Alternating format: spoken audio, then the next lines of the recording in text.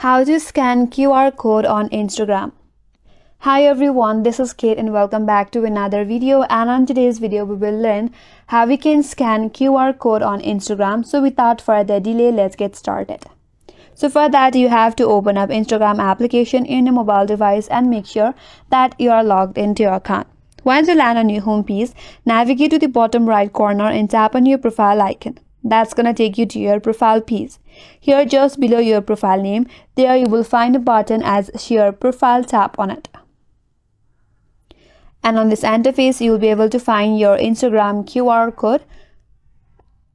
So you can share this QR code to your friend. But if you want to scan someone else's QR code, tap on the scan icon at the top right corner. After that, you have to point your camera at the QR code and it will scan automatically. Tap on open profile or follow if it's a user QR code. And that's how you can scan a QR code on Instagram. And that's all for this video. Hope this video was helpful, and if you're new to our channel, consider subscribing. Thanks for watching and stay tuned for more videos.